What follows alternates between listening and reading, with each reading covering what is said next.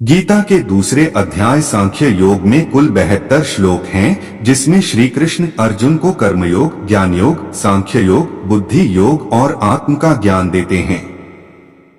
यह अध्याय वास्तव में पूरी गीता का सारांश है। इसे बेहद महत्वपूर्ण भाग माना जाता है। तो आइए शुरू करते हैं अध्याय 2 का अनुवाद सरल भाषा में। संजय बोले, उस प्रकार करुणा से व्याप्त और आंसुओं से पूर्ण तथा व्याकुल नेत्रों वाले शोकयुक्त उस अर्जुन के प्रति भगवान मधुसूदन ने ये वचन कहा। श्री भगवान बोले, हे अर्जुन, तुझे इस असमय में यह मोह किस हेतु से प्राप्त हुआ? क्योंकि न तो यह श्रेष्ठ पुरुषों द्वारा आचरित है, न स्वर्ग को देने वाला है और न कीर्ति को करने वाला ही है। इसलिए हे अर्जुन, नपुंसकता को मत प्राप्त हो, तुझमें यह उचित नहीं जान पड़ती। हे परंतप, हृदय की तुच्छ दुर्बलता को त्याग कर युद्ध के लिए खड़ा हो जा। अर्जुन बोले, हे मधुसूदन, मैं रणभूमि में किस प्रकार बाणों से भीष्म पितामह और द्रोणाचार्य के विरुद्ध लड़ूंगा? क्योंकि हे मधुसूदन, वे दोनों ही पूजनीय हैं। इसलिए इन महानुभाव गुरुजनों को न मारकर मैं इस लोक में भिक्षा का अन्न भी खाना कल्याणकारक समझता हूँ, क्योंकि गुरुजनों को मारकर भी इस लोक में रुधिर से सने हुए अर्थ और कामरूप भोगों को ही तो भोगूंगा। हम यह भी नहीं जानते कि हमारे लिए युद्ध करना और न करना इन दोनों में से कौन सा श्रेष्ठ है, अथवा यह भी नहीं जानते कि उन्हें हम जीतेंगे या हमको वे जीतेंगे, और जिनको मारकर हम जीना भी नहीं चाहते, वे ही हमारे आत्मीय धृतराष्ट्र के पुत्र हमारे मुकाबले में खड़े हैं। इसलिए कायरता रूप दोष से उपहत हुए स्वभाव वाला तथा धर्म के विषय में मोहित चित्त हुआ मैं आपसे पूछता हूँ कि जो साधन निश्चित कल्याणकारक हो वह मेरे लिए कहिए, क्योंकि मैं आपका शिष्य हूँ। इसलिए मैं आपके शरण में हूँ, मुझको शिक्षा दीजिए। क्योंकि भूमि में निष्कंटक धन धान्य संपन्न राज्य को और देवताओं के स्वामीपने को प्राप्त होकर भी मैं उस उपाय को नहीं देखता हूँ जो मेरी इंद्रियों को सुखाने वाले शोक को दूर कर सके। संजय बोले, हे राजन, निद्रा को जीतने वाले अर्जुन अंतर्यामी श्री कृष्ण महाराज के प्रति इस प्रकार कहकर फिर श्री गोविंद भगवान से युद्ध नहीं करूंगा यह स्पष्ट कहकर चुप हो गए। हे भरतवंशी धृतराष्ट्र, अंतर्यामी श्री कृष्ण महाराज ने दोनों सेनाओं के बीच में शोक करते हुए उस अर्जुन को हंसते हुए से यह वचन बोले। श्री भगवान बोले, हे अर्जुन, तू न शोक करने योग्य मनुष्यों के लिए शोक करता है और पंडितों के जैसे वचनों को कहता है, परंतु जिनके प्राण चले गए हैं उनके लिए और जिनके प्राण नहीं गए हैं उनके लिए भी पंडित जन शोक नहीं करते। न तो ऐसा ही है कि मैं किसी काल में नहीं था, तू नहीं था, अथवा ये राजा लोग नहीं थे, और न ऐसा ही है कि इससे आगे हम सब नहीं रहेंगे।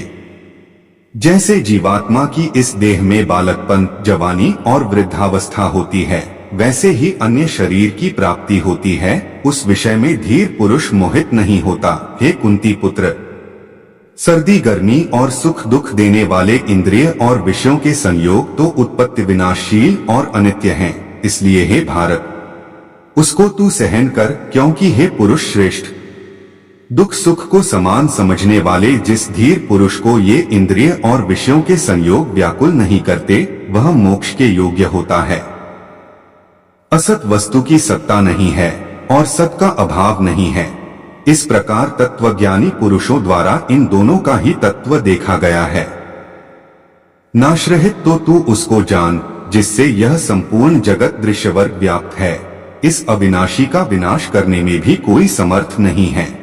इस नाशरहित अप्रमेय नित्य स्वरूप जीवात्मा के ये सब शरीर नाशवान कहे गए हैं। इसलिए हे भरतवंशी अर्जुन, तू युद्ध कर।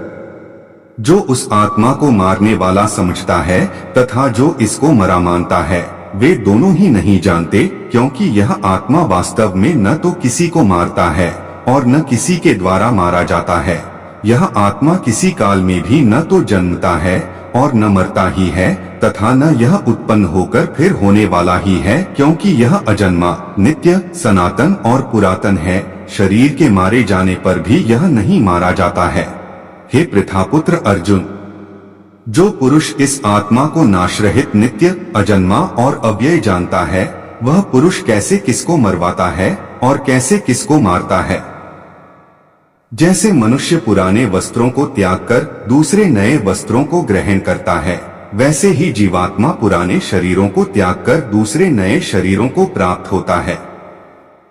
इस आत्मा को शस्त्र काट नहीं सकते, इसको आग जला नहीं सकती, इसको जल गला नहीं सकता और वायु सुखा नहीं सकती, क्योंकि यह आत्मा अच्छेद्य है। यह आत्मा अदाह्य, अक्लेद्य और निःसंदेह अशोष्य है तथा यह आत्मा नित्य, सर्वव्यापी, अचल, स्थिर रहने वाला और सनातन है। यह आत्मा अव्यक्त है, यह आत्मा अचिंत्य है और यह आत्मा विकार रहित कहा जाता है। हे अर्जुन, इस आत्मा को उपर्युक्त प्रकार से जानकर तू शोक करने के योग्य नहीं है, अर्थात तुझे शोक करना उचित नहीं है। किंतु यदि तू इस आत्मा को सदा जन्मने वाला तथा सदा मरने वाला मानता है, तो भी हे महाबाहो, तू इस प्रकार शोक करने को योग्य नहीं है। हे अर्जुन, संपूर्ण प्राणी जन्म से पहले अप्रकट थे और मरने के बाद भी अप्रकट हो जाने वाले हैं, केवल बीच में ही प्रकट है। फिर ऐसी स्थिति में क्या शोक करना है। कोई एक महापुरुष ही इस आत्मा को आश्चर्य की भांति देखता है और वैसे ही दूसरा कोई महापुरुष ही इसके तत्व का आश्चर्य की भांति वर्णन करता है तथा दूसरा कोई अधिकारी पुरुष ही इसे आश्चर्य की भांति सुनता है और कोई कोई तो सुनकर भी इसको नहीं जानता। हे अर्जुन, यह आत्मा सबके शरीरों में सदा ही अवध्य है, इस कारण संपूर्ण प्राणियों के लिए तू शोक करने के योग्य नहीं है तथा अपने धर्म को देखकर भी तू भय करने योग्य नहीं है, अर्थात तुझे भय नहीं करना चाहिए, क्योंकि क्षत्रिय के लिए धर्मयुक्त युद्ध से बढ़कर दूसरा कोई कल्याणकारी कर्तव्य नहीं है। हे पार्थ, अपने आप प्राप्त हुए और खुले हुए स्वर्ग के द्वार रूप इस प्रकार के युद्ध को भाग्यवान क्षत्रिय लोग ही पाते हैं। किंतु यदि तू इस धर्मयुक्त युद्ध को नहीं करेगा तो स्वधर्म और कीर्ति को खोकर पाप को प्राप्त होगा तथा सब लोग तेरी बहुत काल तक रहने वाली अपकीर्ति भी कथन करेंगे और माननीय पुरुष के लिए अपकीर्ति मरण से भी बढ़कर है और जिनकी दृष्टि में तू पहले बहुत सम्मानित होकर अब लघुता को प्राप्त होगा, वे महारथी लोग तुझे भय के कारण युद्ध में हटा हुआ मानेंगे। तेरे वैरी लोग तेरे सामर्थ्य की निंदा करते हुए तुझे बहुत से न कहने योग्य वचन भी कहेंगे, उससे अधिक दुख और क्या होगा। या तो तू युद्ध में मारा जाकर स्वर्ग को प्राप्त होगा अथवा संग्राम में जीतकर पृथ्वी का राज्य भोगेगा। इस कारण हे अर्जुन, तू युद्ध के लिए निश्चय करके खड़ा हो जा। जय पराजय, लाभ हानि और सुख दुख को समान समझकर उसके बाद युद्ध के लिए तैयार हो जा। इस प्रकार युद्ध करने से तू पाप को नहीं प्राप्त होगा। हे पार्थ, यह बुद्धि तेरे लिए ज्ञान योग के विषय में कही गई और अब तू इसको कर्मयोग के विषय में सुन। जिस बुद्धि से युक्त हुआ तू कर्मों के बंधन को भली भांति त्याग देगा, अर्थात सर्वथा नष्ट कर डालेगा। इस कर्मयोग में आरंभ का अर्थात बीज का नाश नहीं है और उल्टा फल रूप दोष भी नहीं है, बल्कि इस कर्मयोग रूप धर्म का थोड़ा सा भी साधन जन्म मृत्यु रूप महान भय से रक्षा कर लेता है। हे अर्जुन, इस कर्मयोग में निश्चयात्मिका बुद्धि एक ही होती है, किंतु अस्थिर विचार वाले विवेकहीन सकाम मनुष्यों की बुद्धियां निश्चय ही बहुत भेदों वाली और अनंत होती हैं। हे अर्जुन, जो भोगों में तन्मय हो रहे हैं, जो कर्मफल के प्रशंसक वेदवाक्यों में ही प्रीति रखते हैं, जिनकी बुद्धि में स्वर्ग ही परम प्राप्य वस्तु है और जो स्वर्ग से बढ़कर दूसरी कोई वस्तु ही नहीं है, ऐसा कहने वाले हैं, वे अविवेकी जन इस प्रकार की जिस पुष्पित अर्थात दिखाऊ शोभायुक्त वाणी को कहा करते हैं, जो कि जन्मरूप कर्मफल देने वाली और भोग तथा ऐश्वर्य की प्राप्ति के लिए नाना प्रकार की बहुत सी क्रियाओं का वर्णन करने वाली है, उस वाणी द्वारा जिनका चित्त हर लिया गया है, जो भोग और ऐश्वर्य में अत्यंत आसक्त हैं। उन पुरुषों की परमात्मा में निश्चयात्मिका बुद्धि नहीं होती। हे अर्जुन, वेद उपर्युक्त प्रकार से तीनों गुणों के कार्य रूप समस्त भोगों और उनके साधनों का प्रतिपादन करने वाले हैं। इसलिए तू उन भोगों और उनके साधनों में आसक्तिहीन, हर्ष शोकादि द्वंद्वों से रहित, नित्य वस्तु परमात्मा में स्थित, योग क्षेम को न चाहने वाला और स्वाधीन अंतःकरण वाला हो। सब ओर से परिपूर्ण जलाशय के प्राप्त हो जाने पर छोटे जलाशय में मनुष्य का जितना प्रयोजन रहता है, ब्रह्मा को तत्व से जानने वाले ब्राह्मण का समस्त वेदों में उतना ही प्रयोजन रह जाता है। तेरा कर्म करने में ही अधिकार है, उनके फलों में कभी नहीं। इसलिए तू कर्मों के फल का हेतु मत हो तथा तेरी कर्म न करने में भी आसक्ति न हो। हे धनंजय, तू आसक्ति को त्याग कर तथा सिद्धि और असिद्धि में समान बुद्धि वाला होकर योग में स्थित हुआ कर्तव्य कर्मों को कर। समत्व भाव ही योग कहलाता है। इस समत्व बुद्धि योग से सकाम कर्म अत्यंत ही निम्न श्रेणी का है। इसलिए हे धनंजय, समबुद्धि में ही रक्षा का उपाय ढूंढ, अर्थात बुद्धि योग का ही आश्रय ग्रहण कर, क्योंकि फल के हेतु बनने वाले अत्यंत दीन हैं। समबुद्धियुक्त पुरुष पुण्य और पाप दोनों को इसी लोक में त्याग देता है, अर्थात उनसे मुक्त हो जाता है। इससे तू समत्वरूप योग में लग जा। यह समत्वरूप योग ही कर्मों में कुशलता है, अर्थात कर्म बंधन से छूटने का उपाय है। कि समबुद्धि से युक्त ज्ञानी जन कर्मों से उत्पन्न होने वाले फल को त्याग कर जन्मरूप बंधन से मुक्त हो निर्विकार परम पद को प्राप्त हो जाते हैं।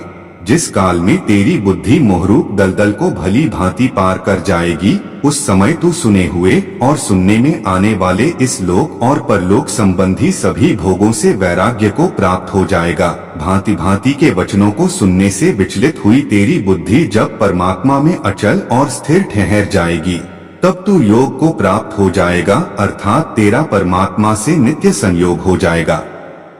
अर्जुन बोले, हे केशव, स्थित परमात्मा को प्राप्त हुए स्थिर बुद्धि पुरुष का क्या लक्षण है? स्थिर बुद्धि पुरुष कैसे बोलता है, कैसे बैठता है और कैसे चलता है?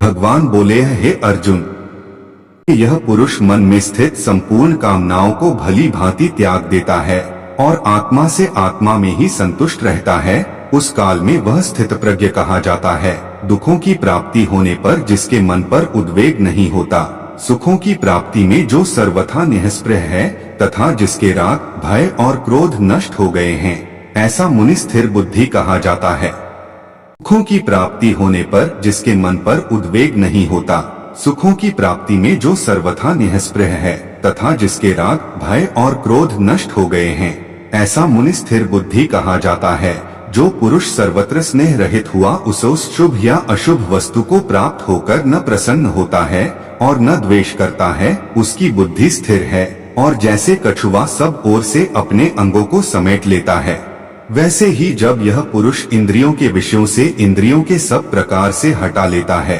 तब उसकी बुद्धि स्थिर है, ऐसा समझना चाहिए।